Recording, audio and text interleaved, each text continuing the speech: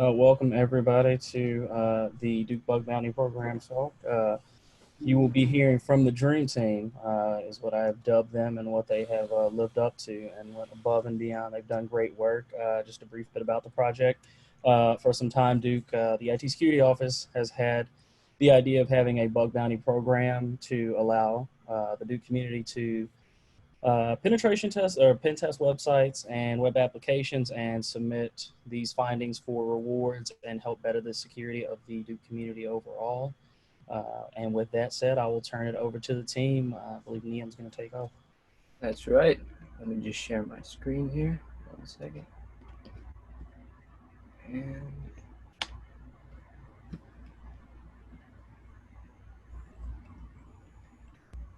all right, we good? You can see the screen? All right, welcome everyone. We are the Duke Bug Bounty team, as Niko mentioned. We are a web security team. We basically tasked with creating a platform where people could get rewarded for submitting vulnerabilities to help make Duke systems more safe and a better online community. So with that said, we're very glad you're here to witness all these amazing projects, and we'll get into it. First, we want to thank our stakeholders and partners. We were lucky enough to be sponsored by Cisco Systems, as well as, of course, the Duke Office of Information Technology, and they've been instrumental in helping us get the program to where it is today. So we just want to say thank you to them for all the work and the feedback they've given us for the last 10 weeks. Just a quick overview of what you can expect today. We're going to outline the problem that the Duke Bug Bounty program attempts to solve, what the program is, how it solves what we're trying to solve, what makes it unique for us here at Duke especially, and then we're going to give you what we like to call the life of a bug website walkthrough. So a bug is basically a security vulnerability. So we want to show you a little bit of the user experience on our web application, as well as take you through a little bit of the lifespan of a bug from when a user submits it all the way to the point where they get rewarded for it. And then at the end, we'll take you to the future to see where we're going next with the program. And then if there are any questions at the end, we'll be ready to answer them. First, we'll introduce ourselves. So Jasmine. Hi everyone, I'm Jasmine. I'm part of the class of 2022 and I'm a computer science and visual arts major. What's up everybody? My name is Niam. I am going to be a sophomore in a few short weeks and I will be majoring in computer science and visual and media studies. Hey everyone, I'm Tony. I'm a rising junior and I'm majoring in computer science and biology. Hi all, my name's Yvonne. I'm a computer science and political science major, class of 2023. So the first question that you might ask is, who are we trying to help? The OIT department is looking for new ways to bolster Duke's online security. After all, data breaches around the world exposed 4.1 billion records in the first half of 2019. Because of cases like this, OIT wants to find additional ways to reduce the attack surface of the Duke network. On the other side, we have Sarah. As a Duke student with a passion for computer science, Sarah wants more experience in cybersecurity. She has a theoretical understanding of concepts like phishing and encryption, but she wants a more hands-on experience.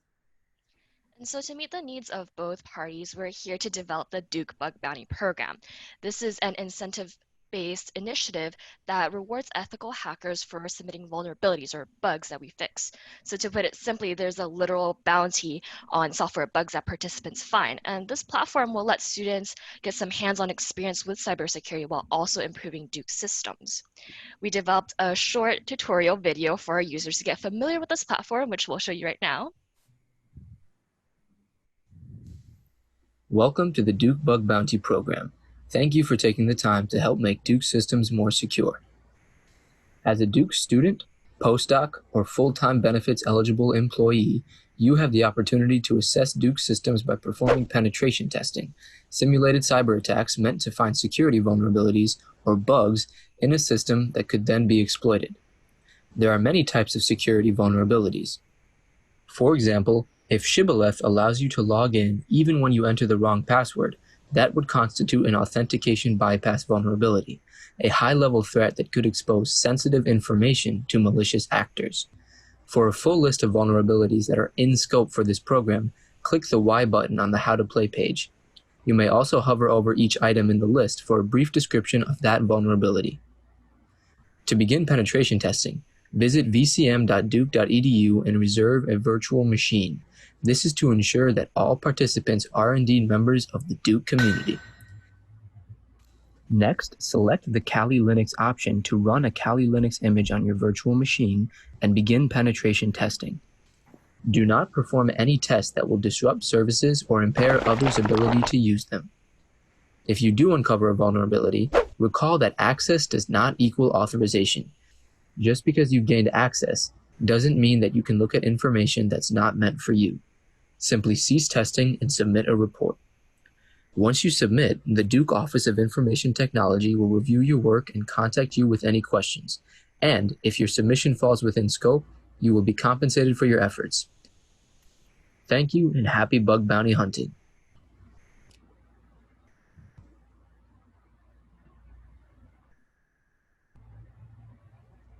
So that was a little video tutorial that's going to be put on our website. Now, in building this program, we've also had to develop several key processes. We start with penetration testing. As a little bit of it was outlined a little bit in the video, we're going to have users run a Kali Linux image on a Duke virtual machine while they perform penetration testing. And this is to ensure that we can verify who they are, we can make sure that they're members of the Duke community and not any outside actor that we don't want tampering with our systems. We've also narrowed down what domains and security vulnerabilities we're including in scope and out of scope for our program. So for example, we have the staging sites for domains such as the Trinity and Pratt College domains. And that basically means that participants to our program can test on those sites and those sites alone if they want to be eligible for the reward. So what we've done with the rewards is develop a sort of breakdown of what bugs constitute what rewards. So the more critical the bug, the more dangerous the vulnerability, the higher reward you're going to get. This program has already been implemented at Stanford and MIT with impressive success. At Stanford, 109 bugs have been submitted so far with over $13,000 rewarded. And as you can see, the number of vulnerabilities on the Stanford's network has actually decreased over time from January to September 2019. So we are seeking to replicate its success on the Duke program. So what makes our bug bounty program special is that we put an emphasis on a user-friendly program that makes bounty hunting much more approachable and comfortable even for first-time users. Our goals were to simplify the experience by explaining and defining cybersecurity jargon on the How to Play page, and to illustrate the process in a tutorial video to show beginning users how to play, and tie our entire project up with a retro game theme that makes our site more familiar and comfortable for returning and beginning users. So now we'll walk you through our little life of a bug segment. So you bear with me and I'll share screen here. Yeah, so this is the first page users will see when coming across our program. As discussed before, we want our interface to resemble that of a retro video game in order to attract more users, and especially students. This page here will lead you to the main page of our program. As you could hear that was the music that we have on our program. And we also have 3 buttons: a submit a bug button, how to play, and rewards.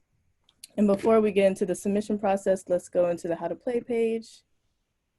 And this is the place where the user will go if they want to learn more about our program. Clicking the buttons on the side of our bug bounty game console will share more information about how to use our program. And if you click on the X button, that's where our tutorial that you saw earlier will be located. Now, if we exit out and we go to the rewards page, this will probably be the user's favorite page as it shows how much money they can get for the type of bug that they find. And if we go out and finally go to the submission page, here you will see various questions about the type of bug you found and how you found it. And once you submit all the information, like domain, what type of bug it is, then you can submit it. And then you'll be brought to this page and you have the opportunity to submit again. And now let's go to the ServiceNow, where is the place that we manage all these submissions. So as you can see, the ticket that we just submitted is on the ServiceNow platform. You can click into it. And if you had any attachments like videos or images, they'll be located at the top. But over here, if you scroll down a little bit, you can fill in any closure or working notes. But let's go ahead and resolve this ticket. Once it's resolved, we can go over to the admin page. And we developed an entirely new admin index in order for OIT admin members to actually address the reward aspect of our security submissions. If you click on the tickets button, it'll show you an interface with all the tickets that have been resolved on ServiceNow but are pending rewards. So let's go ahead and click on View, and you can see more comprehensive details about the ticket from the original ServiceNow platform. This includes description and notes. If you click on the Submit Reward Ticket button, it'll show you a reward submission form. This is just to collect any information about the reward, if it's eligible and how much money if it is. You can also fill in any additional notes. And let's go ahead and submit that. This will take you to an ending page with a summary of your responses and a quick blurb at the bottom that you can copy paste into an email to the finance team and the student to get that reward process rolling. Now, if you hit tickets again, the original submission has disappeared from the interface. So let's go ahead and go back, and Tony will explain the leaderboard and how that works. Okay, so the leaderboard pulls the top 3 users from our users table in our database and orders them by the total reward amount they have received so far. So this leaderboard is updated by updating the user's reward value and their submission count every time a reward is issued for a submission that a user makes. And that concludes our Life of a Bug walkthrough. We hope you enjoyed that. And I'll come back to the presentation now. And Tony will talk about some of the tools we used. So here we want to briefly introduce the tools we use to build our web application. So we used Python and Flask to run our web framework, and we used SQLite 3 to create our databases. And we also used HTML, CSS, and JavaScript to build and style our web pages. Thank you, Tony. So we also recognize that despite all the work we've done in the past 10 weeks, there's more that we want to accomplish in the future. For example, an idea we had for a while now is to host some sort of virtual workshop in the fall to get some community engagement going. We recognize that a lot of students especially may have minimal experience in cybersecurity. So we want to host some sort of workshop to get people familiar with penetration testing, with our program, and with cybersecurity tools as a whole, so that this program can really get kicked off and launch in the way that we want it to. We also want to establish a communication channel. Again, we realize that especially for a field where some people may have minimal experience, it's very important for the people who do have a very strong skill set to be able to share the knowledge that they've gained. That way the community can flourish as a whole. So we want to develop some sort of collaborative forum for bounty hunters who have experience to share their knowledge with people who maybe do not. And that's where we're trying to go in the future. And with that said, that has been the Bug Bounty program. We thank you for rocking with us. And if you guys have any questions, we can take them now. I'll stop sharing. Excellent. Nice work. I'd love to jump in with a question. Sure. Please. Yeah, okay. So I love the retro game design. I think it's absolutely brilliant and totally unexpected. And I think the gamification elements make a lot of sense with that sort of branding and UI UX design that you did. So I have a question and a comment. Like, the question is, where did the idea for that kind of branding and design come from? Because I think it's extremely invitational, perhaps to wider identities to get into bounty hunting and bug hunting. And so I'm just curious, like, what was the genesis of the idea to make that kind of aesthetic? And yeah, like, what were the intentions for doing that? And then, you know, there's the aesthetic and then separately the gamification elements. I'm curious where the gamification idea came from. Is that a standard for this, like that there's a gamification element, or you all just came up with that, or did you do user testing to come up with that idea? So I just want to hear more about the aesthetic, your intentions, like where those ideas came from. Yeah, so I can take that question. On other colleges' bug bounty programs, there's a leaderboard. So Yvonne actually had the idea, I think as a joke at first, that we should make it into a game. But then I actually thought it would be like a really fun idea to make the bug bounty program, instead of having like the usually standard looking page that it usually has, into a more game aesthetic to attract more viewers and users. So yeah. And Jasmine's cutting herself short a little bit. She designed the whole aesthetic is her right there. I think it's amazing. I think it's truly amazing.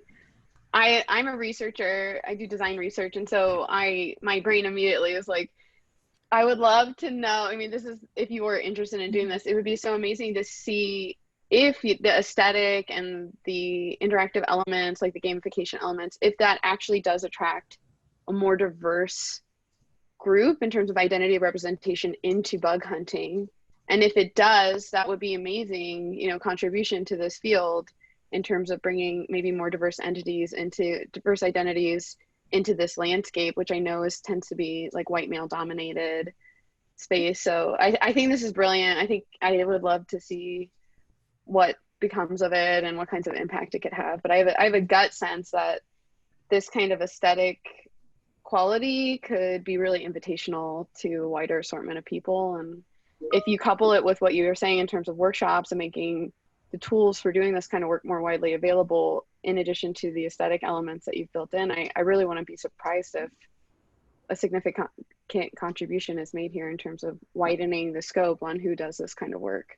So bravo, I think it's great work. Thank you. And I also want to add on to what you said. I feel like a lot of the computer science websites that I've seen, when it's very like back-end based, is very standard and not the most pleasing to look at. So I just wanted to give this program that was, like I said before, it's kind of standard looking, a little bit more flavor. So that's fine. You did it. Yeah, yeah, it's cool. I think it's great. Awesome. So I have a quick question on the VCM approach. So in theory, if I'm understanding the presentation correctly, you know, if I want to make money off your program, I need to go to VCN, get myself a virtual machine, and conduct my testing from the virtual machine is what I'm getting.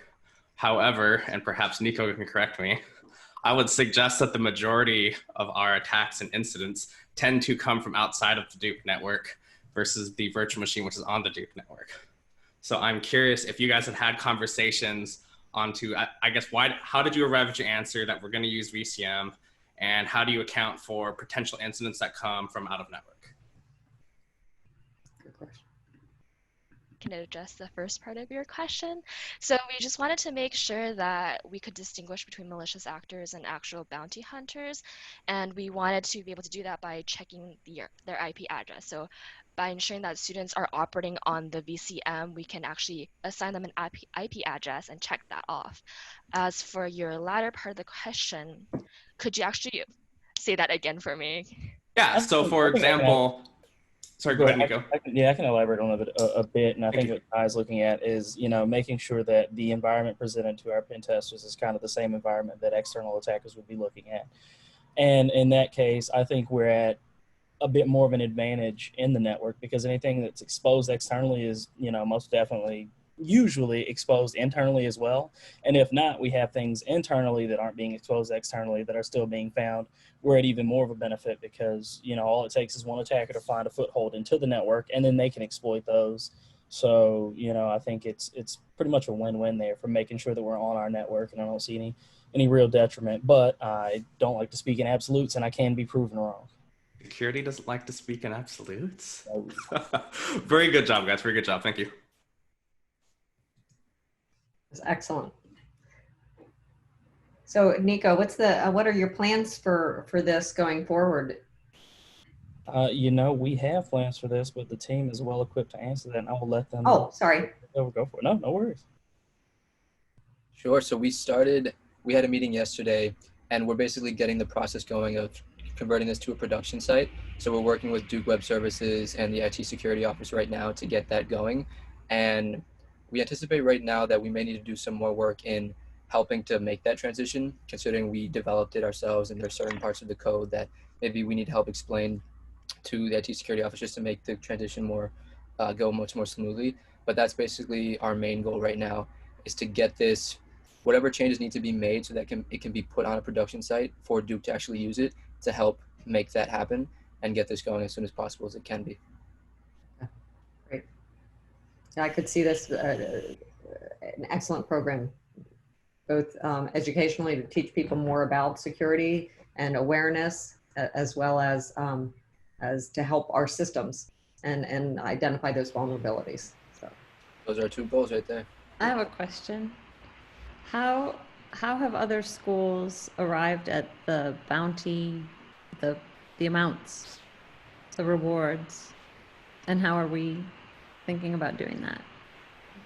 So I can't answer how the other schools have actually approached the amount, but because MIT has implemented a successful bug bounty program, they were helpful enough to outline how much the reward is and for each vulnerability, and we thought it'd be a good idea to just mimic that guideline instead of, turning out something new.